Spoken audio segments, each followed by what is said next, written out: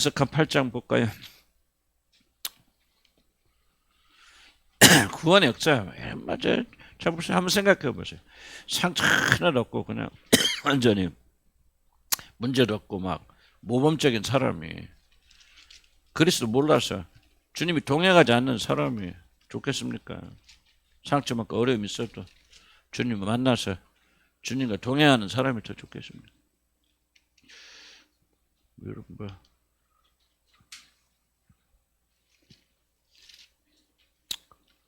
자, 10에서 8장 그래서 구원의 확신이 들고 그러면은 됩니다. 근데 좀 많이 복잡한 이유는 히브리서의 대상을 두고 나면 헬라 사람들이 아니고 히브리 사람들입니다. 유대적 배경. 그러니까 그들이 뭐가 있습니까? 굉장히 좀 유대적 배경을 가지고 있으니까 좀 오랜 세월 동안 그 제사 제도나 율법이 젖어 있겠죠.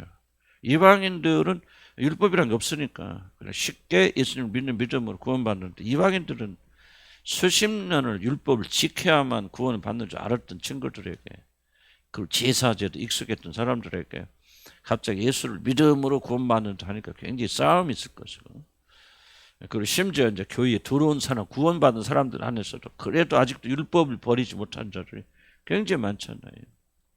사도 바울이 다른 사람에게 핍박받은 게 아닙니다. 교회 안에 예수 믿는 사람 중에서 할례를 주장하는 사람들에 의해서 여러분 사도 바울이 핍박을 많이 받은. 그러니까 예수를 믿음으로 구원 받는다. 그건 동의하죠. 그러나 그것을 완전한 건 아니다. 그렇고 예수를 믿은 다음에 우리가 율법을 지켜야 돼. 여기서 말하는 율법이라는 것은 무슨 할례를 받고 뭐하고 이제 그런 거죠. 우리가 말하는 하나님의 법이 아니고 그것을 그런 자들과 싸운 거예요. 일생 동안. 그래서 그들에 의해서 핍박받고 그랬거든. 그러니까 얼마나 어려우니까 이제 여기서 굉장히 자세하게 막 제사제도 하는데 사실 우리들은 그거 몰라도 어차피 모르잖아. 제사자도 어떻고 뭐 그러니까 너무 그렇게 이제 많이 깊이 다룰 것은 아니에요. 잘 아니지만은 그럼에도 불구하고 이제 구원이 무엇인가 잘 이해하고 특별히 이제 여기서 시부에서 강조하는 대로 고난 받고 이제 환난을 받고 있을 때 우리 그리스도께서 우리를 대신 하늘에서 중보하시는 그 중보자의 위치 있고 그리고 우리가 옛 언약이 아니라 새 언약 그로 우리가 구원받겠죠.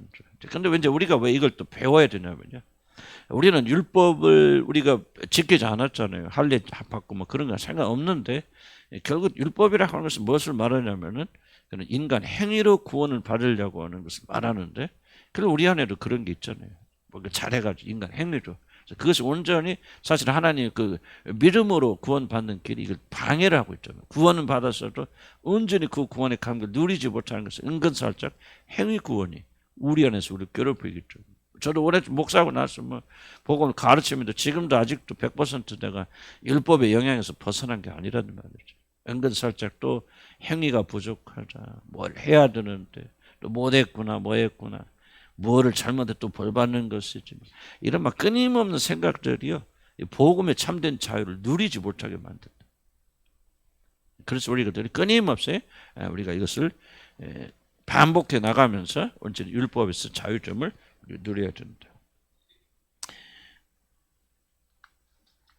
우리 3페이지 보면은 가져온 거 보세요. 그냥 들으시기만 바랍니다. 3페이지 그냥 한가니까 다시 한번 반복만 합니다. 옛 언약과 새 언약을 말하는 거죠. 그런데 이건 저는 이제 옛 언약과 새 언약을 분리시켜서 옛날 언약은 완전히 잘못된 거고 하는 식으로 이렇게 구분하는 것은 별로 좋은 것은 아니다. 저는 개인적으로 그렇게 생각합니다. 그래서 새 언약은 옛 언약의 연장선에 있고 완전케 하는 내가 율법을 폐하러 온 것이 아니라 완전케 하기 위해서 왔다 그렇게 말하지 않습니다. 그럼 옛 언약이 보면 옛 언약은 아담이 태어날 때, 만들어질 때부터 하나님 주신 언약이죠. 뭐죠? 선악과를 따먹지 마라. 너 따먹는 자는 정령 죽으리라. 그러니까 살려면 뭐를 지켜야 되는가? 내 말씀, 내 말, 계명을 너는 지켜야 된다. 그래서 계명을 지키면은 그럼 너는 뭐를 먹죠? 동산 중앙에 있는 모든 실과를 다 따먹으라고 그랬으니까. 동산 중앙에 뭐가 있다고 그랬죠? 선악과도 있지만은 생명과도 있잖아요. 그러니까 그 말 속에 들어가 있거든요. 네가 내 말에 순종하기만 하면 너는 살 것이다. 생명과를 먹게 될 것이다. 이게 사실은 옛 언약이에요. 내 말을 지켜 행하라. 그리하면 내가 살리라. 그래서 어떤 행위를 통해서 순종을 통해서 그것이 이제 옛 언약이 되어진다. 근데 새 언약이란 뭐냐? 새 언약은 이제 뭐예요? 그 언약 깨졌잖아요. 옛 언약이 깨졌죠? 그래서 너 이거 지키면 산다 그러는데 율법을 지킨 자 한 명도 없단 말이에요. 다 깨어지게 되어지죠. 그래서 새 언약이 들어왔단 말이에요. 이제 우리가 제가 지난번에 계속하는 것은 이제 아직도 우리 갈등이 뭐냐면 옛날 언약, 즉 하나님의 말씀 지키는 것과 구원은 관련이 없는 거죠. 우리는 새 언약이 들어와서 예수 그리스도께서 이번 일 다양한 것을 믿기만 하면 구원받고, 그러면은 이제부터는 율법, 하나님 법을 지키는 것과 우리는 상관이 없다. 어떤 의미에서 보면 우리는 내 멋대로 살아도 좀 상을 잃는 것이고 하나님께 청벌을 받을 뿐이지 그것과 우리 구원과는 아무런 상관이 없다라고 그렇게 우리가 생각하고, 도덕 폐기론자. 여러분 좋아요. 여러분 도덕 폐기론자는 아니지만은 우리가 정말 죄 짓는 것, 죄를 안 짓는 것에 대해서 얼마나 그렇게 신경 쓰나요? 굉장히 많이 안 씁니다. 안 쓴 이유는 뭐냐 하면은 우리가 이런 함정에 빠졌기 때문에. 우리 예수를 믿음으로 이미 구원받아서 지금쯤은 하늘나라 갈 수 있어. 그러니까 뭐 하나님의 뜻대로 살긴 살아야 되지만은 그럼 목숨 걸고 이것이 구원이라고 생각하고 그렇게 하지 않는단 말이에요. 그런 것은 벌써 이들의 함정에 우리가 빠져 있는 것이죠. 그래서 우리 항상 던진 질문은 옛 언약과 새 언약의 관계가 무엇인가를 잘 이해하지 않으면, 즉 우리가 예수 믿었다고 그래서 우리가 하나님의 말씀대로 살고 매일 우리 교회는 죄 짓지 말자만. 사실 죄를 우리 많이 짓잖아요. 그러면서도 어쨌든 막 죄에 대해서 이렇게 많이 이야기하고 죄 짓지 말자고. 마치 막 우리 여러분 잘못 오해하면 그런 거 죄 지으면 지옥 가고 우리가 막 뭔가 좀 행위로 구원받는 것 같은, 그렇게 강조하는 것 같은 인상을 여러분 받을 수 있잖아요. 왜 우리는 그렇게 해야 되는가요? 왜 우리는 구원받아서 자유롭게 된 우리들이 왜 진리의 말씀, 하나님의 명령과 규례와 법도를 지키는 삶을 살아야 되는가?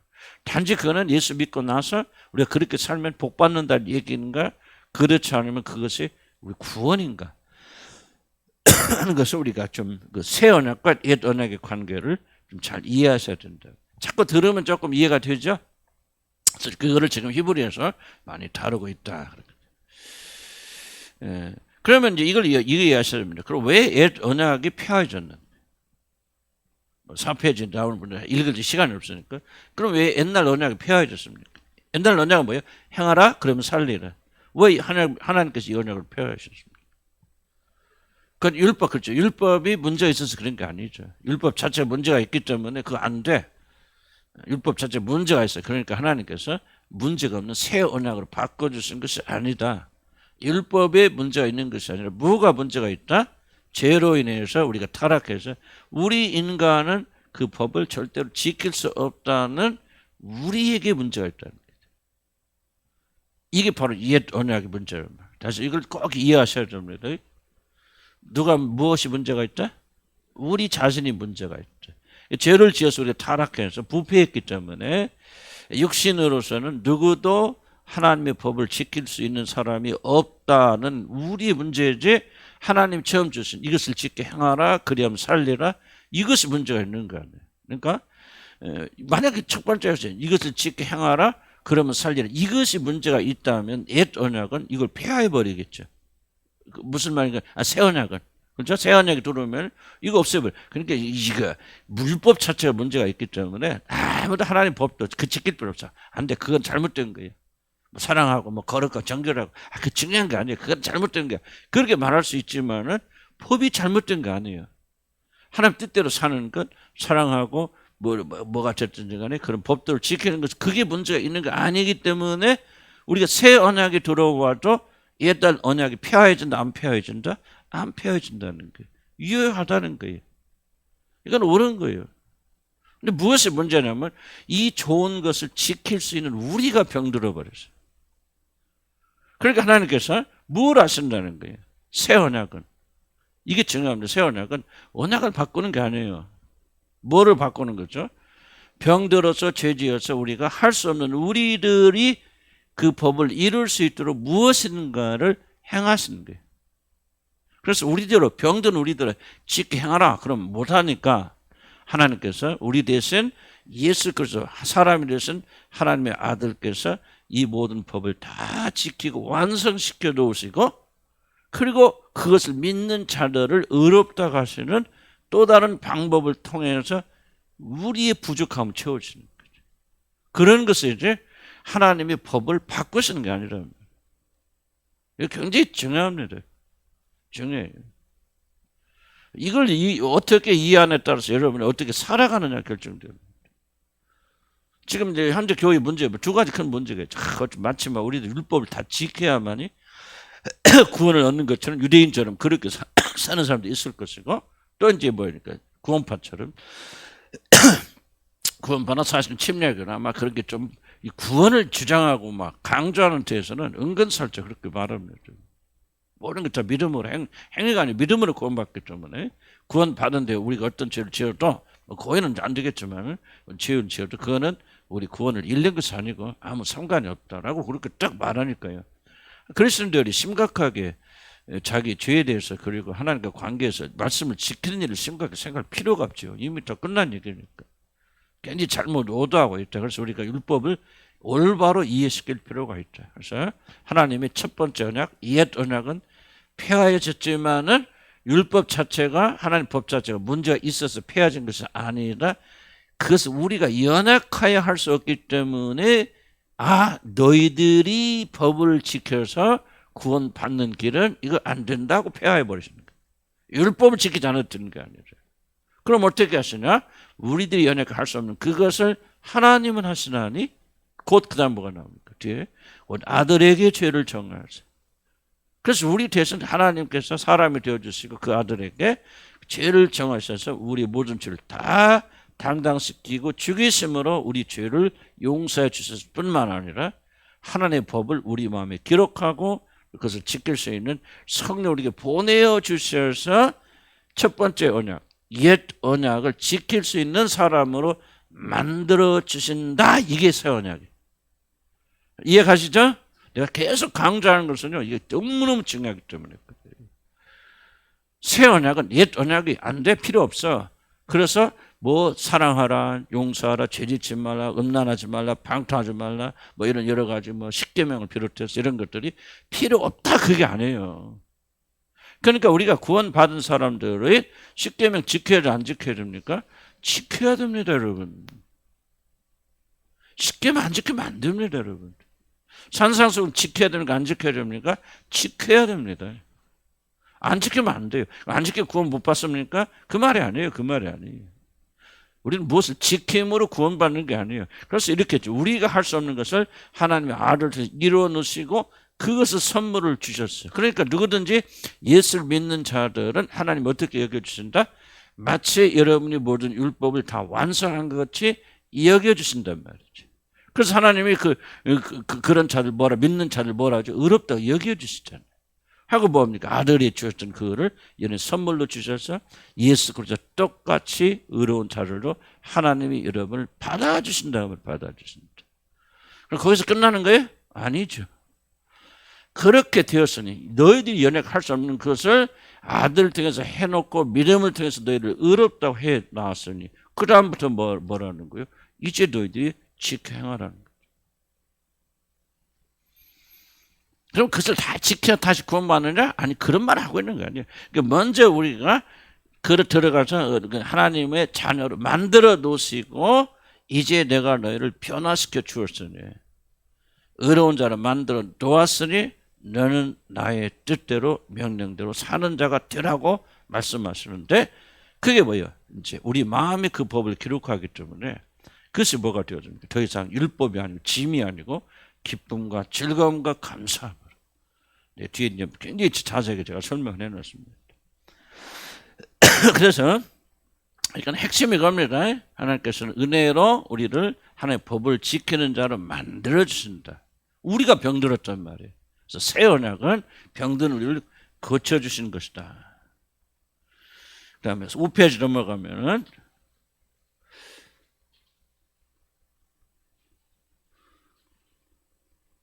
그래서 첫 번째 합법적으로 의롭다고 정말 받은 자들은 용서받자 믿음으로 내가 안 했어. 근데 예수님 오셔서 다 해놓으셨어. 그냥 믿기만 하면 하나님 여러분을 의롭다고 해주시. 그래서 여러분 그 믿음으로 의롭다 받았죠? 아멘. 설교 내지 설교 뭐를 믿는 거예요? 뭐를 듣는 거예요? 예수 그리스도 누구신가? 그리고 그분이 우리의 구원에서 어떤 일을 행하셨는가를 우리가 선포하는 거고, 그것을 들을 때 우리 안에서 믿음이 일어나고, 그리고 그걸 들을 때 우리가 의롭게 되어지는 거죠. 그래서 여러분은 무엇으로 하나님 자녀가 되었습니까? 믿음으로. 어떤 것을 믿음으로? 그렇죠. 예수 그리스도가 내가 연약하게 할 수 없는 그것을 그분이 어떻게 행하셨는가를 믿음으로 여러분들이 구원받았죠. 하나님 자녀가 됐고 의롭게 되었다. 그래서 중요한 사실입니다. 그렇게 되었기 때문에 이제 여러분은 단순히 법적으로만 의롭게 된 것이 아니라, 의로우면 두 가지가 있습니다. 신학자들 약간 논란이 있지만은, 여러분 의롭다 할 때는 첫째로 법적인 의로움이 있어요. 그래서 여러분 믿으면은 하나님께서 마치 아들이 의로운 것처럼 여러분을 의롭다 여겨주시는 게 있습니다. 그리고 법적으로 여겨주시고, 두 번째는 실제적으로, 이게 조금 약간 신학자들 논란이 있긴 있지만은 저는 그걸 믿어요. 하나님께서 예수 그리스도와 연합해 세례를 받고 다시 부활하게 되고 거듭나게 될 때 하나님께서는 그 아들의 의로우심을, 실제적인 의로운 힘을 여러분이 주입하신다. 여러분 다른 존재가 됩니다, 여러분. 그러니까 입으로만, 법적으로만 나는 거룩한 자 되는 게 아니에요. 여러분 거듭나게 되면요, 실제로 거룩하게 살 수 있는 힘을 같이 주십니다, 하나님께서. 이게 거듭내. 아멘. 그래서 여러분 그때부터는요, 완전해지는 않지만은 주님의 뜻대로 살아갈 수 있는 힘이 생겨요. 저는 연약하게 못했어요. 그럼 너 완전해져. 그럼 내가 구원할게. 안 되잖아요. 그러니까 그래. 그럼 너희들이 안 되니까 예수 그리스도 오셔서 다 여러분을 위해서 죽으시고 막 한 번도 죄를 짓지 않았고 의로운 자로 여러분 하나님께 인정받았잖아요. 그게 증거가 뭐예요? 예수님이 의로운 자라는 증거가 뭐죠? 그렇죠. 부활이죠. 부활. 죄가 그를 붙잡지 못하잖아요. 부활함으로 너는 의롭다. 그래서 예수님은 의롭다고 된 것을 믿는 그들에게 선물하시는 거예요. 하나님도 의로운 자야 하는 의로움을 하나님께서 여러분에게 선물하셔서 늘 어떤 자들에게? 예수 그리스도를 믿는 자들에게 그 의로우심을 선물해 주신다는 거예요. 그래서 여러분들 그 선물을 받으니까 의롭다는 신분을 가지게 되죠. 그러니까 진짜 의로워요, 안 의로워요?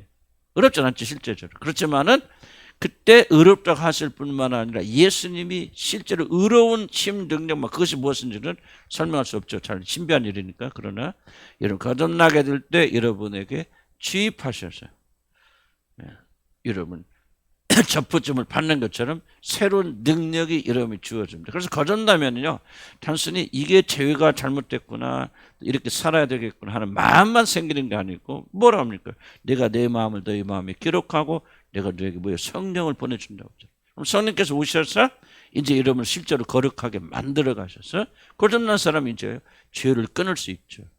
여러분 거듭나면요, 진짜 거듭나면요, 그 마약 그렇게 한 것도 끊습니다. 정말 불가능한 것도요, 이 거듭난 사람 딱 끊습니다.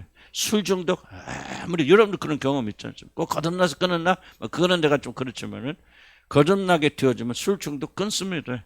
마약 중독 끊습니다. 노름 중독 끊습니다. 모든 중독을 100%면 다 정도 차이는 있겠지만 그런 거 아닐 수도 있죠. 그러나 여러분 그렇게 일생을 괴롭히는 그런 것들이 거듭나면요 해방됩니다. 그럼 왜 거듭나면 해방됩니까? 신분만 의로워진 것이 아니라 실제로 의로워지는 힘이 같이 주어지기 때문이에요. 아멘. 그래서 우리가 어떻게 여러분 마약 중독 못 끊습니다. 인간의 힘으로는 술 중독, 담배 중독 잘 못 끊습니다. 끊는 사람도 있겠죠, 의지로. 그러나 그거는 극히 드문 일이고요. 근데 순식간에 신비하게, 나도 그 담배 피다가 끊는 분들 이야기 들어보면요, 좀 오늘날 보면 갑자기 막 담배를 피려고 하는데 막 구역질을 하죠. 그때부터 한번 입에 대보지를 못했죠. 그게 바로 뭐예요? 거듭남이에요, 거듭. 물론 모양은 좀 다를 수 있고 또 다른 분은 좀 다른 형태를 가질 수도 있겠지만은, 그러니까 이게 능력이 같이 주어집니다. 그래서 그 능력과 그리스도께서 행하신 그 일을 가지고, 그걸 한마디로 말하면 그리스도 보배는 피를 가지고, 피를 막 가지고 이렇게 한다 라기보다는 예수님 행하신 모든 일들 상징적으로 말하는 거죠. 그 사역을 기초로 성령께서 여러분을 거룩하게 만들어 가셔서 실제로 거룩한 사람으로 만들어 가신다는 거죠. 자, 5페이지 중간을 보면은 이런 말이 있습니다. 무엇이 도대체 다른 것인가? 둘째 언약은 구원받기 위하여 율법을 지키는 것이 아니라 하나님의 은혜와 사랑으로 우리의 모든 죄가 용서받고 마치 우리들이 모든 율법을 지킨 자들처럼 하나님께 여겨 주신 이게 먼저 옵니다. 둘째 언약은요. 첫째 언약은 이것을 짓게 행하라 그리하면 살리라. 아직 살았어요? 죽었어요? 첫째 언약은. 아담은 물론 살아있죠. 아담은. 그렇지만 아담이 이르려 저를지 모르는 것들은 이것을 짓게 행하라 그리하면 살리라. 지금 그 사람이 살았어요? 죽어있어요? 죽어있죠. 이게 문제거든요. 근데 둘째 언약은 뭐예요? 예수 그리스도 안에서 여러분 살려놓고 그러니까 지금 살았어 죽었어 이 사람. 둘째 언약 속에 들어온 자들은 살았죠. 살았으니 법을 지키라 그 말이에요. 이게 결정적으로 다른 거예요. 살았으니 네 마음대로 살아라 그게 아니고 살았으니 의롭다고 칭해줬으니 그리고 의롭게 살 수 있는 능력을 내가 너에게 주었으니 그러므로 너희들은 하나님께 순종하며 살라. 이게 둘째 언약이에요. 자 이해 가시죠? 첫째 언약은 뭐예요? 아직 안 죽어 있어요. 죽은 자들이 살아라 지켜라. 근데 발버둥 치는데 안 된단 말이지. 우리 힘으로는 안 되는구나. 물론 첫째 언약이 가져는 목적이 있겠죠. 이는 인간의 힘과 노력으로는 아무도 구원받을 수 없겠구나. 오직 믿음으로 하고 이제 이렇게 자연스럽게 넘어가지만 우선 그거는 나중에 설명드리고 일단 첫째 언약의 한계는 우리 인간들은 그걸 지킬 수 없다. 둘째 언약은 그렇기 때문에 예수 그리스도 안에서 언약을 지킬 수 있는 사람으로 만들어 놓으시고 더욱더 중요한 것은 뭐예요? 아무리 만들어 놔도 법이 의무가 되고 짐이 되면 안 되겠죠. 그래서 하나님께서 법을 어디다 기록한다고 그러죠? 생각과 마음에 기록하십니다. 그래서 그 마음이 하나님의 법대로 살아야 되겠다. 하나님의 말씀에 순종해야 되겠다는 즐거움. 그래서 이런 거듭난 자들의 특징이 뭐죠? 즐거움이죠. 하나님의 말씀 지키지만 어떻게 지킨다? 내가 안 지키면 지옥과 벌받아 이런 마음으로 지키는 게 아니단 말이죠. 법을 지키는 것이 즐거움과 기쁨이 되어진다. 왜 즐거움과 기쁨이 되어집니까? 여러분 보세요. 이 사람이 거듭나게 될 때 믿음으로 거듭났잖아요. 아무것도 안 했지만 하나님께서 그 나를 구원하기 위해서 은혜로 구원해 주시고 사랑으로 구원해 주잖아요. 그러니까 여러분 구원받는 사람들은 제일 먼저 뭐가 오겠어요? 감격이. 그렇죠. 감격이 오겠지. 감격이. 나 같은 죄인 하나님께서 이렇게 구원해 주셨구나. 그럼 어떤 마음이 일어납니까? 이 은혜를 내가 무엇으로 갚을까? 자, 앞에 보세요. 첫 번째 언약에서는 그 구원 받으려고 발버둥 치고 목숨을 다해서 했지만 그래서 마틴 루터도 그냥 그 구텐베르크 성당에 몇백 개의 계단이 뜨는데 거기를 무릎을 다 까고 그를 1년에 한 번씩 고행을 하잖아요. 피가 칠칠칠 흘러 올라갑니다. 그런 고행을 통해서 자기가 율법을 이루고 구원을 받으려고 하는데 하나도 소용없죠. 나중에 마틴 루터가 나중에 무릎 깨져서 그때 하나님 음성을 주죠. 나의 의인은 오직 믿음으로 말미암아 살리라. 성경이 있다가 로마서 이걸 다 이렇게 불처럼 살아온 것이다. 이게 아니구나. 내 행위가 아니구나. 내 노력이 아니구나. 오직 예수 그리스도 행하신 일을 믿음으로 말미암아 산다는 얘기구나. 하고 마틴 루터가 그것을 받아서 구원받으니 감격이잖아요. 감격. 내가 행한 것 아무것도 없어도 예수 그리스도가 나 같은 죄인 구원하셔서 이 죽음을 당하셔서 이런 일을 다 하셔서 그냥 나를 거저 값없어요. 의롭다 하시니 감사하고 감격하잖아요. 그럼 감사하고 감격하면 뭐가 생겨요? 여러분 보세요. 여러분 누군가 여러분 사랑한다. 여러분 막 목숨을 바쳐서 여러분 사랑하고 여러분 모든 다 해줬다. 그러면 여러분 어떤 마음이 여러분 일어납니까? 가르쳐 주잖아요. 이 사람을 위해서 살고 싶고 뭔가 갚아주고 싶은 자원하는 마음 생겨 안 생겨? 일어나잖아요. 똑같은 것이 이런 생겨난단 말이에요. 그렇구나. 이 하나님의 놀라운 사랑을 내가 받고 있으니 내가 그분을 위해서 살아야 되겠다.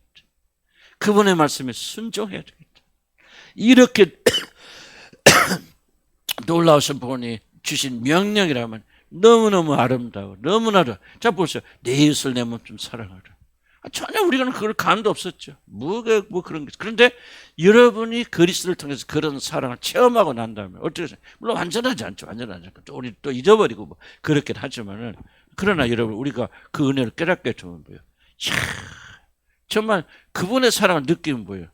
이제 뭐 다른 사람을 사랑하는 것이 아름답게 보여 안 아름답게 보여? 아름답죠. 왜? 그 놀라운 아름다운 사랑을 여러분 받았잖아요. 느껴봤잖아요. 그 사랑으로 구원받았죠. 그래야 안 그래요? 그러니까 뭐예요? 이야, 사랑하라는 건 이건 놀라운 것이다. 내 이웃을 내 몸처럼 사랑해서 주님이 나를 위해서 내 자기를 버린 것처럼 이웃을 사랑하는 것은 너무너무 아름다운 것을 하고 그것에 감동되어서 내 이웃을 사랑하는 법이 어디에 기록되나? 마음에 탁 기록된다. 그러니까 이제 그때대로 행하실 때는 그때부터 내가 이제 구원받기, 내 죄가 용서받기 이웃을 사랑하는 게 아니란 말이지. 하나님께서 그 놀라운 사랑으로 나를 용서해 주셨으니 네 안에 기쁨이 있고 감격이 생겨서 이제 뭐 하게 되냐? 나도 그 법을 지키려고 하고 지키고 싶고 지키려고 노력하고 지키는 것이 아름답게 보이고 전에는 짐이었어요. 의무였어요. 구원받기 위해서 했어요. 그러나 이제 뭐요? 구원받고 그런 사랑을 받았으니 얼마나 우리 감격스럽습니까? 기뻐하고 즐거워 감사한 마음으로 이웃을 사랑하게 된다는 거죠. 아멘. 이게 여러분들이 중요한 거예요. 항상 우리가 그렇게는 못하겠지만 또 우리가 뭐 싸울 때도 있고 다툴 때도 있고 미워할 때도 있고 그렇게 하지만은 그러나 이런 마음이 우리에서 일어나. 그러니까 이제 그때부터 뭐요? 자원하는 마음, 기뻐하는 마음으로. 그러니까 하나님의 법이 우리 마음의 생각을 지배하고 성령이 우리 마음에 주어지고 그래서 불타는 마음을 가지고 육신 때문에 또 넘어져 또 미워하는 마음이 일어나 이거 아니지 잘못됐지 하면서 그 여호와 하나님의 법을 순종하는 자원하는 마음이 생긴다. 이게 둘째 새 언약이라는 거죠. 멋있어요? 안 멋있어요? 첫 번째 언약을 막 미워하면서 죽이려면 살리려 하면서도 그래 내가 미워하면 지옥 가지. 그러니까 사랑해, 뭐 순종해야지. 이렇게 힘들지만 하려고 발바닥 하는데 겉으로는 이렇게 하지만 속으로는 죽이려면 살리는 막 이게 나온단 말이에요. 그러니까 인간이 그 법을 지킬 수가 없죠. 하나님 마음의 중심 보신 하나님 안 된다고 말. 거듭나서 하나님 백성이 되어주면 이런 마음속에 이런 법이 이제 기록된단 말이에요. 그래서 나는 여러분들에게 하는 말씀이 거듭남을 가볍게 여기지 말라 그 말이에요. 나는 이런 마음으로 이런 사람으로 변하는 거듭남이 여러분 있었습니까? 나는 그걸 질문 던지는 거예요. 물론 우리가 넘어지기도 하고 미운 마음도 일어납니까? 나도 일어나요. 하지만 그런 마음 곧 사라집니다. 그리고 정말 그게 아름답게 보이는 거예요. 그리고 발버둥 치는 거예요. 비록 실패하고 넘어지더라도. 그래서 사랑하고 주의 법들을 지키기 위해서 발버둥 치는 거예요. 지옥에 안 가려고 아니란 말이에요. 나는 이미 지옥에서 건진받아서 하나님의 자녀가 되고 하늘나라의 백성이 되었기 때문에 또 그 놀라운 사랑을 내가 받았고 그 놀라운 사랑을 구원받았기 때문에 내 안에서 그런 마음이 일어난다. 완전하진 않지만 있단 말이에요. 그래서 또 한단 말이에요. 향해 나간다. 이런 마음이 전혀 여러분 없다 그러면 아직은 여러분이 거듭난 거 아니에요. 준비 단계일 수도 있겠고 또는 하나님께서 또 언젠가는 거듭나게 할 수도 있겠고 아까 다이자매에서도 기도했지만은 그렇게 열심히 어렸을 때부터 주위를 다 다녔지만 뭔가 하나님께서 급진절이 요즘 역사하셨죠. 눈물과 감격스러운 말씀 들으면서 변화 일어나면 지금 내가 말하고 이런 것들이요 실제 이제 벌어집니다. 여러분들 그런 경험 체험하셨죠? 요즘 조금 까먹어서 그러나? 그래도 여러분 마음속에 불이 있죠? 이제 내는 충분히 이해가 가요, 여러분들이. 내 말이. 성경 말이지만 여러분 삶에 다 일어나고 있는 일들이에요. 이런 일들이에요. 그래서 여러분들이 봐요. 불완전하고 모자라지만은 그의 법대로 살려고 발버둥 친단 말이죠. 왜 애통합니까? 안 되니까 애통하는 거예요. 육신이 있어가지고 마음은 원이로도 선을 행하지만 육신은 또 말이지 또 우리를 잡아 때려서 미워하게 만들고 갈등하게 만드는 두 가지죠. 그러니까 우리 로마서 7장에서 하는 것도 오라는 권고한 자. 내가 말이죠. 내 안에 내 마음에 두 가지 법이 있는 걸 발견했죠. 마음으로는 하나님의 법을 순종하여서 사랑하려고 하고 복종하려고 하는데 이 육신은 또 다시 나를 사로잡아서 육신의 그 포로로 잡아서 멸망으로 나를 이끌고 가는 거. 오라 나는 멸망받을 사람. 이 두 가지 이 무슨 덩어리를 누가 건지랴. 그러나 8장에서 말하면 그러나 그리스도 예수 안에 있는 자 네가 진짜 거듭났다면 하나님 자녀라면 성령이 받았다면 네가 그런 갈등을 하여도 너는 은혜의 법 아래 있기 때문에 구원받았기 때문에 너는 결코 멸망당하지 아니야. 할렐루야 아멘. 그렇게 쫙 8장을 이어지는 거야. 이게 바로 구원이에요. 그러니까 이건 내가 설명드리지만 이미 여러분 안에서 구원받은 자는 일어나고 있는 일들이에요. 이런 일들인데 제가 격려하는 것은 조금 부족해도 낙심하지 마시고 넘어질 대로 그는 넘어질 때. 그런 이런 마음 난 전혀 없다. 막 조금 뭐 말씀들은 조금 있다 나가는 순간 없어진다. 그러면은 아직은 여러분이 거듭난 거 아니에요. 그래서 이런 진정한 거듭남을 사모하세요. 다만 오해하지 말 것은 완전한 것을 말하는 것은 아니다. 여러분은 언약 아래에 있습니다. 새 언약, 새 언약의 중보자이신 그리스도가 또 우리 위해서 중보하고 계시잖아요. 여러분들 난 좀 도전이 될지 모르지만 여러분 뭐 내가 한번 막 주님 생각 울었다 울고 불고 막 어쨌든 이게 구원의 증거가 아닙니다. 여러분들 그거 말하자면 구원의 증거가 아니에요. 이제 그것 하나에 좀 안내가 될 수 있고 여러분 깨달음 줄 수 있겠지만 구원에 참된 것들은 지금 내가 말하고 있는 이런 것들이 여러분 안에서 일어났는가 하는 질문을 좀 던질 필요가 있고요. 그러나 이제 부지런히 열심히 교회 다니고도 말씀 사모 듣다 보면은 어떻게 거듭나지 않은 사람이 나는 그러지 않고 준비 단계가 있다고 뭐 마틴 루터스부터 굉장히 강조하는데 나도 처음엔 잘 이해가 안 됐어요. 그런데 나도 동의합니다. 준비 단계가 있어요. 하나님께서 어떤 사람은 짧기도 있지만 어떤 사람은 10년, 20년 동안 지속적으로 그 마음을 준비시켰다가 어떤 결정적인 순간에 그를 거듭남으로 부르시는 사람들이 있어요. 여러분 보면 좀 하나하나 보면 다 그런 거 아니지만 그래도 이걸 예를 들어서 몇 분들 이렇게 지켜보면 이 정말 거듭남 역사 일어난 있고 지금 어떤 분들은 보면 지금 진행 중에 있고 어느 시점에 가면 여러분 내 이야기를 잘 이해를 하실 거예요. 그래서 이게 거듭남이구나. 전혀 다른 존재 되어집니다. 결점이 없다 문제가 없다 그런 게 아니에요. 전혀 생각의 방향이 완전히 뒤집어집니다. 뒤집어져요. 완전 새 사람 됩니다. 이전 것처럼 보라 새 것이 되었더라. 그냥 그렇게 그렇지 않은 것이 아니에요. 그렇게 되어져 나가는데 물론 처음부터 완전하지 않습니다. 완전하지 않고 진행되어져 나가지만요. 결국 그 방향에서 바뀌어지지 않아요.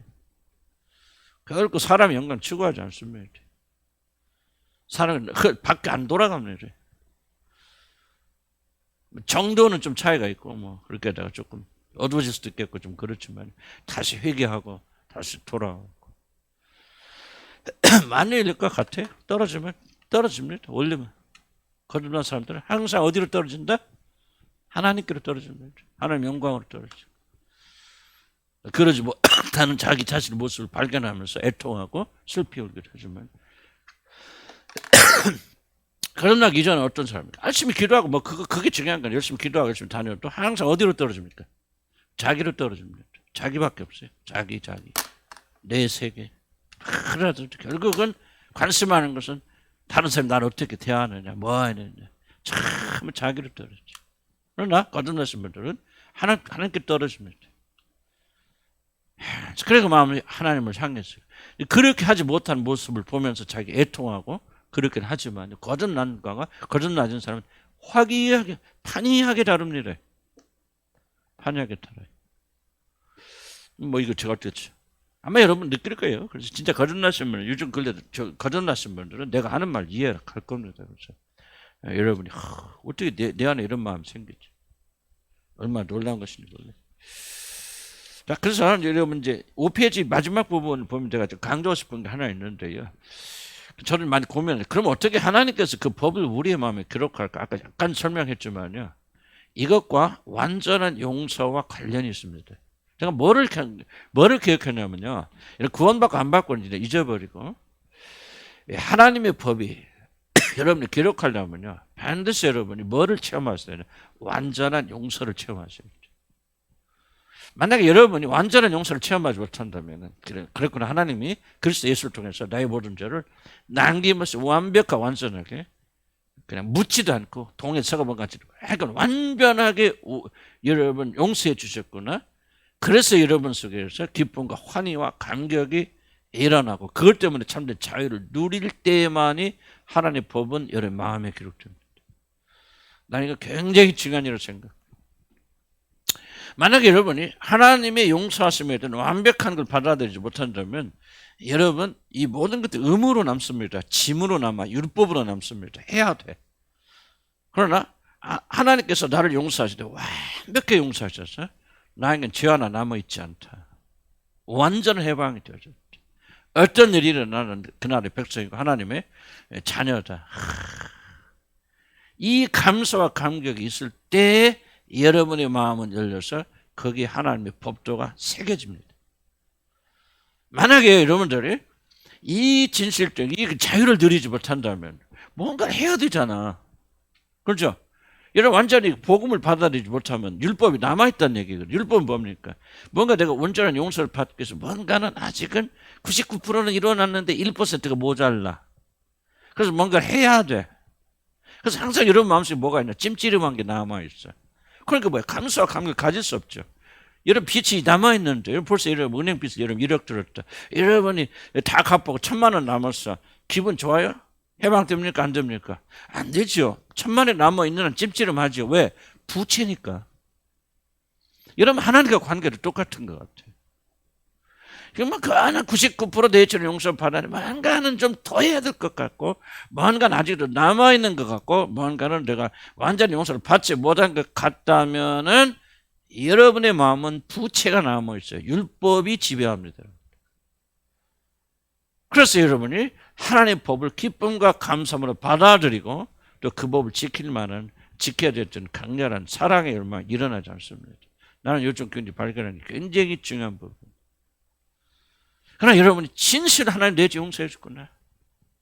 아무것도 하지 않아도 오직 아들의 죽으심을 통해서 하나님 믿음을 통해서 내 죄를 용서하시네. 성경 문자 그래라. 눈같이 시가해 주셨구나.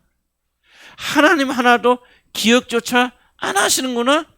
동에서 서간만 같이 완전히 주님께서 내 죄를 다 멀리 보내셔서 하나님의 기억 속에는 내 죄가 뭐 기억력을 말하는 건 아니겠지만은 하나도 남아 있지 않아. 나는 완전히 해방되어서 자유야.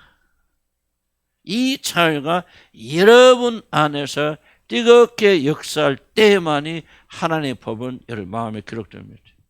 그때는 뭐예요? 하나님의 법이 감격으로 오죠. 그래, 내가 이런 은혜와 사랑을 받았으니 이웃을 사랑하는 마음을 가슴에 새기는 거예요. 그런 사랑으로 내가 용서받았으니 감격 있잖아요. 그러니까 그 감격을 가지고 여러분이 이웃을 용서하게 되는 거예요. 왜 용서 못합니까? 성격이 잘 용서하지 못합니까? 여러분 있잖아요. 막 몇십 년 전까지 남편이 됐건 아내가 됐건 용서하지 못하고 또 막 이러면 좀 힘들게 한 사람 아직도 잊어버리지 못하고 왜 그렇습니까? 이유는 딱 하나예요. 여러분 용서받은 경험이었기 때문에. 여러분 진심으로 100% 하나님 은혜로 용서받는 감격이 있으면요 다른 사람 용서하기 쉬워요. 물론 기억은 있을 수 있고 또 때로는 여러분 괴롭힐 수도 있겠죠. 인간은 그렇긴 하지만은 여러분 쉽습니다. 왜 마음의 법이 기록이 안 됩니까? 체험했기 때문에. 그래서 여러분 뭐를 믿어야 돼? 다시 돌아와서 예수 그리스도 안에서 내 죄가 완벽하게 사해졌다는 이 복음의 핵심을 여러분이 받아들이지 않고 있잖아요. 그러니까 감격이 없잖아요. 감사가 없죠. 믿으라 그랬는데 믿어요 안 믿어요 여러분 지금? 예? 믿어요 안 믿어요? 대답해요. 믿습니까 안 믿습니까? 믿는 것도 같은데 뭐는 없어? 자유는 없죠. 그럼 안 믿는 거죠. 완전한 자유를 누리지 못하는 뭐가 없어요. 여러분 완전히 믿지 않는 거죠. 저 여러분들. 그래서 자유가 없고 감격이 없고 감사가 없고 감격과 감사가 없으니 여러분 보세요. 100단위를 빚진 자하고 1만 단위를 빚진 자 비유해서 1만 단위를 용서 탕감받은 자하고는 뭐가 없어요. 감격이 없잖아요. 내가 이게 큰지 그 사람 뭐가 뭔지를 몰라요 지금. 용서받았다 뭐 그런데 그냥 가다가 조그만 빚진 자였으니까 그 기어이 그 빚을 받아내려고 했지. 왜? 1만 달러는 큰 내 죄가 사해졌다는 감격이 없으니까 자기에게 잘못한 사람 용서하지 못하는 거죠. 여러분 다시 돌아와야 돼요. 여러분 구원 안 받았다 그 말을 하고 있는 거죠. 구원 받았어도 여러분이 이런 감격을 놓치게 된다면 절대 여호와의 법은 여러분 짐이에요. 여러분 의무입니다. 그러나 감격과 감사 속에 내 죄가 언제 해방되었다 할렐루야 자유한 사람에게는 뭐예요? 그 다음부터는 뭐예요? 이 하나님의 법들을 지키는 것은 의무가 아니에요. 짐이 아니에요. 자유예요. 기쁨이에요. 즐거움이에요. 감격 속에 하고 있겠죠. 나는 용서받았다. 그러니까 용서할 수 있는 거예요. 여러분. 용서할 수 있는 거예요. 나는 복음을 조금씩 이해하면서 내가 이게 진짜 이게 안 돼 있구나. 이게 부족하다고 여기는 부분이 아직도 내가 율법의 영향력이 있구나. 완전한 자유를 내가 누리지 못하고 있구나. 완벽한 용서를 받았어. 나는 그냥 지하고는 이미 상관이 없는 자가 되어졌다. 하나님 눈에 완벽한 사람. 그래서 하나님 나를 볼 때마다 기쁨을 이기지 못한단 말이에요. 그 말이 왜 실감이 안 나는 줄 아십니까? 여러분 믿지 않기 때문에 그래요. 우리 제가 예수 그리스도 안에서 온전히 사연 받았다는 사실 믿지 않아요, 여러분들. 구원 받았어도 믿지 않아요, 여러분들이.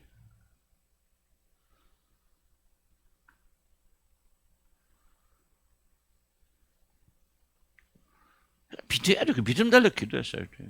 이게 우리가 와야 돼요. 해방 역사 일어나야 돼요. 그럼 여러분 역사 다 달라집니다. 완전히 달라집니다, 여러분.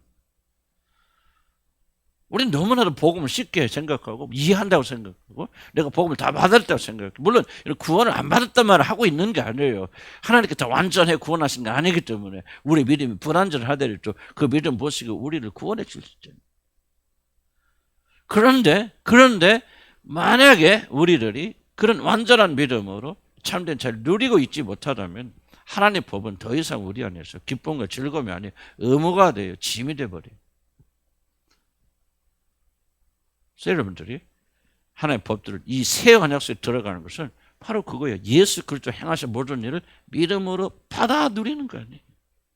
이게 새 언약으로 들어가는 길 아니에요? 지금 나는 지금 헤브리서 말하고 좀 많이 좀 곁길로 나간 줄 알아요. 날 알지만 이게 중요한 얘기 때문에 내가 반복하고 그러는 건데.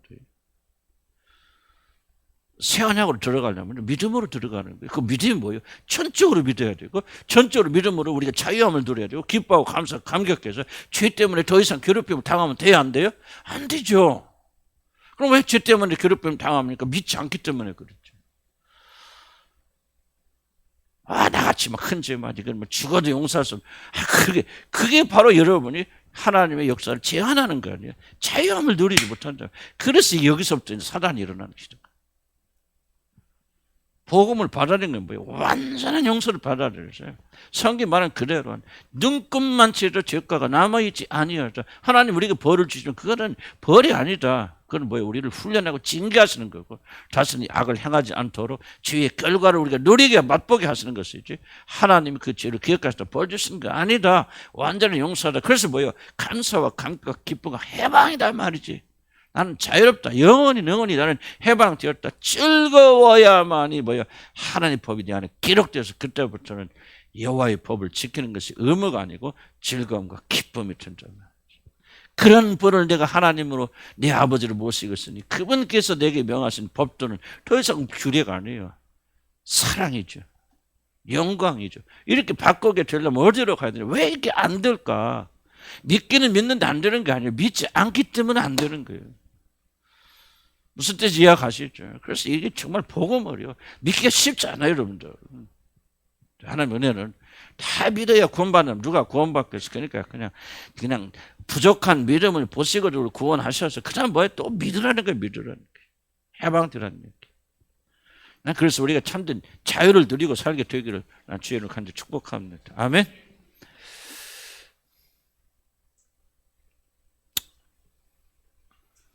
8페이지 6페이지 넘어가면 그런 얘기입니다. 자, 그러면 구원의 궁극적 목적이 뭡니까? 딱 앞서가면 그는 나의 하나님이 되고 우리는 그의 백성이. 그럼 그 백성이 된다는 뭐냐? 순종하는 자가 됩니다. 네, 중요한 질문. 그럼 우리가 어떻게 하나님의 백성이 됩니까? 믿음으로.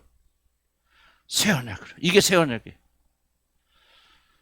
옛 언약은 우리가 어떻게 하나님의 백성이 될 수 있습니까? 라고 질문을 던지자면 행함으로. 새 언약은 뭐예요? 너희 안 돼. 너 병들어서 죽었어. 너는 못해. 그러니까 예수 그리스도 행하신 일을 믿음으로 새 언약에 들어간다. 그럼 하나님의 백성이 된다는 말은 무슨 말이에요? 이제부터 다 용서받아서 내 멋대로 산다? 아니라는 거죠. 하나님이 되고 백성이 된다는 말은 절대 하나님은 여러분들의 모든 것을 다 주관하시고 도우시고 회복하시고 지켜주시고 인도해 주시고 그냥 하나님이 그의 문자가 하나님 되어서 여러분 지키시고 보호하신다. 백성은 뭐예요? 그러니 그 하나님 앞에서 그분에게 복종하며 사는 게 백성이에요. 하나님이 되고 백성이 된다는 말은 순종이라는 것이 유일한 연결점이에요. 그러니까 새 언약 속에 들었다고 해서 우리가 그럼 하나님 말씀 순종하면 되냐 안 되냐? 응? 순종해야 돼 안 해야 돼? 해야죠. 왜? 구원의 의미가 바로 그것이니까. 당신 나의 하나님이 되려 그의 백성이 된다는 말은 뭐를 하냐? 나는 당신의 말 죽기까지 복종하는 사람이 되겠습니다는 그런 것이 새 언약의 내용이에요. 그 언약을 하고 여러분 하나님과 관계를 맺은 거예요. 그러니 여러분이 구원받은 사람 뭐예요? 더욱더 목숨을 다 바쳐서 하나님께 순종하는 사람이 돼야 돼요? 안 돼야 돼요? 돼야 되죠. 그래야만 구원받습니까? 나는 그렇게 말할지 어릴지 몰라. 그러나 그것이 구원에 포함된다고 말하고 싶어요. 나는. 만약 그게 없다면 여러분의 구원은 뭐가 뿡 떨린 거예요. 완전한 구원 아니에요. 가짜 구원이에요. 이게 포함돼야 돼요. 구원을 좀 폭넓게 봐야 돼요. 죄 용서받고 그 사람들 내 멋대로 사는 게 구원이 아니라 그 말이에요. 왜 우리를 구원하시냐? 나는 너의 하나님이지. 그 하나님 뭐예요? 다 이루어지죠. 지켜주시고 보여주죠. 이러면 기도하죠. 왜 기도합니까? 하나님이니까 기도하는 거 아니에요? 나의 하나님 아니? 그래서 선지자들이 뭐라고? 나의 하나님 그렇잖아요. 나를 지키시고 보호하시고 인도하시고 악한 자들 손에서 건져주시고 먹을 걸 입을 걸 공급해 주시고 하나님이니까. 그럼 하나님이니까 뭐예요? 그 다음에 우리의 의무는 뭐예요? 백성이래요. 그럼 백성이 뭐예요?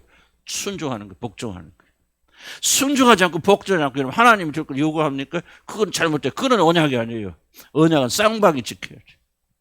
그래 나는 너희 하나님 줄 거야. 지켜줄 거야. 너희 모든 피를 내가 공급해 줄 거야. 돈이 됐건 직장이 됐건 건강이 됐건 영원한 생명이 됐건 내가 다 이루어 줄 거야. 그런데 너는 내 백성. 백성은 뭐예요? 순종해야지 복종해야지 하나님께. 그게 백성을 두는 거예요. 순종하지 않는다면 백성이 아니에요. 이렇게 교회 여기 다닌다고 하나님 나라 백성이 아니에요. 하나님 나라 백성은 일반인 뭐 순종하는 거죠. 그래서 저와 여러분 죽기까지 하나님 말씀에 복종해야 된다. 아멘? 바로 그거예요. 쭉 읽어가면 그겁니다. 7페이지 쭉 넘어가죠.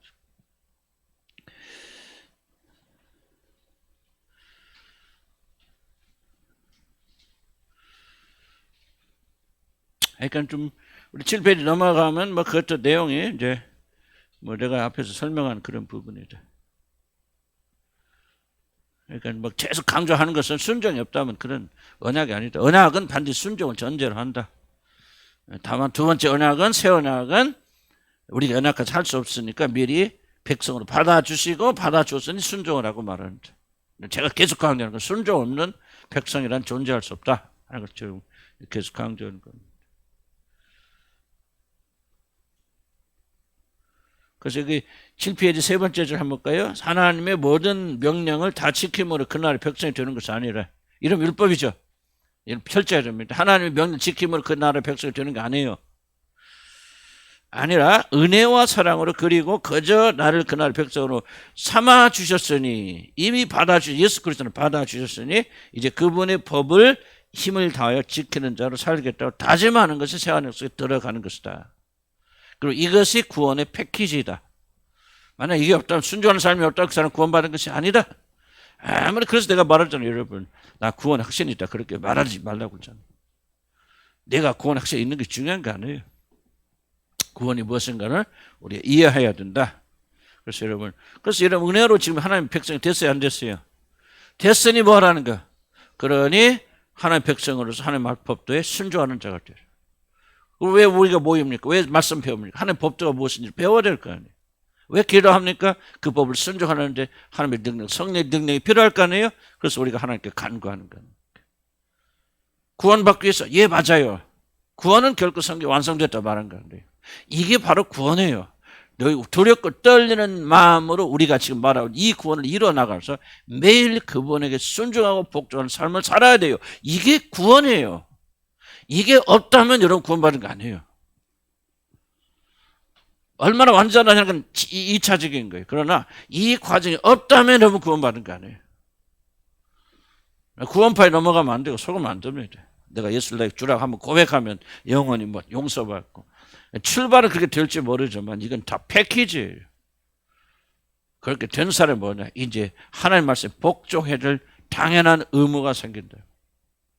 그러나 다 의무가 아니다. 짐이 아니다. 즐거움이다. 왜? 그들의 마음에 하나님의 법이 기록됐기 때문에. 그리고 그걸 지키도록 성령 역사하시니까 우리가 순종만 하면 반드시 된다 안 된다? 된다. 그리고 이 일에 총력을 기울여야 된다. 아멘. 이렇게 하기 위해서 하나님이 우리를 부르신 것이다. 이게 없으면 구원이 아니라 하는 것을 여러분 기억을 하시기 바랍니다. 거의 다 끝나갑니다.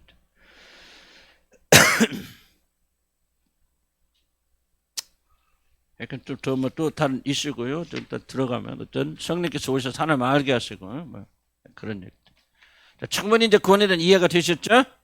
그리고 이제 앞에서 우리가 몇 주 전에는 계속 강조했던 것은 그 여러분의 이 모든 구원을 누가 보증하신다? 하나님께서, 예수 그리스도께서 하늘에 앉으셔서 이런 구원을 보증하여 주신다. 그러므로 여러분의 구원을 안전하다, 안전하지 않다? 안전. 내가 이제 히브리서 약간 좀 어긋나 와 있는데 구원에 대한 것이 굉장히 중요하기 때문에. 그런 놀라운 구원을 받았으니까. 그러니까 보세요. 주의 법도를 지킨 대로 만들어 가시려니까 우리에게 고난이 필요하지 않아요. 필요하지. 그러나 그냥 버려두신 게 아니라 하나님께서 하나님의 자리에 그리스도께 앉으셔서 여러분을 그런 자로 만들어 갔습니다. 여러분 생에 제일 중요한 게 뭐예요? 난 이제 이 시점 좀 한번 찾아펴 보세요. 여러분 생에 가장 중요한 게 무엇입니까? 하나님의 말씀에 복종하며 사는 거지. 그런 자로 삼으시기 위해서 죄 용서해 주시고 그런 자로 삼으시기 위해서 성령을 보내주신 거예요. 성령을 받는 자체가 목적이 아니에요, 여러분들. 죄 용서가 목적이 아니에요, 여러분들. 그게 종착역이 아니에요. 죄 용서 받아서 의롭다고 칭해야만 성령을 보내실 수 있고 성령이 오셔야만이 오셔서 우리 안에서 금방 말하고 있는 이 일을 행하실 수가 있어요. 그래서 구원의 최종적 목적이 무엇입니까? 하나님께 죽기까지 복종하는 그런 사람이 되는 거예요. 그게 누구예요? 예수 그리스도가 오셔서 보여주신 게 이거예요. 구원이 뭐냐 말이지. 하나님 앞에 죽기까지 복종하고 하나님을 경외하고 하나님을 사랑하고 그래서 뭐 하는 거예요? 하나님을 경외하고 사랑하기 때문에 죽기까지 복종하는 것이 구원이란 말이지. 내가 그런 사람이다. 그래서 예수님이 구원 받은 자가 어떻게 사는지 우리가 보여주신 거예요. 우리는 매일 뭐예요? 그냥 구원받아서 하늘나라 가서 영광스럽게 살고 먹고 마시는 것만 생각하죠. 그러니 한국 교회가 타락해버리는 거죠. 구원의 목적을 잃어버렸습니다. 아니에요. 하늘나라 가보세요. 하늘에서 뜻이 이루고 땅에서 이루어져. 하늘나라가 뭐예요? 전부 하나님의 뜻을 남김없이 어김없이 죽기까지 기쁨으로 누구처럼 예수 그리스도는 복종하는 자들이 가득 찬 나라가 하나님의 나라입니다. 그게 하나님 나라의 특징이에요. 우리가 먹고 마시고 하나님 나라는 먹고 마실 것이 있는 것이 아니라 그러죠. 우리 매일 그냥 속된 말 좀 죄송합니다. 우리 대가리에 똥만 들어있어갖고 먹을 것만 생각하죠. 하늘나라 가면 얼마나 편할까, 얼마나 호화로울까, 얼마나 편할까. 그런 것만 생각해요. 왜? 대가리에 똥 들어있어. 죄송한 편이죠. 그게 아니라 구원의 최종적 목적은 얼만큼 그리스도처럼 죽기까지 하나님께 복종. 하나님을 가득 하나님께 순종하는 거죠. 지금 우리가 지금은 완전히 그 길을 들어가지 못했기 때문에 갈등하잖아요. 언제나 이 육신에서 나를 건져 해방시켜 주셔서 뭐자는 거예요? 하나님께 온전히 복종하는 사람이 되어지는 거예요. 하는 것이 봐요. 여러분의 마음의 법이요. 그것이 기쁨이고 즐거움이 된다. 이게 바로 구원받은 자들의 특징이고 그리고 처음에는 불가능할지 모르지만 점점 자라나면서 이 열망을 여러분에서 강하게 만들어 주실 것이다. 아멘. 기도하십시다.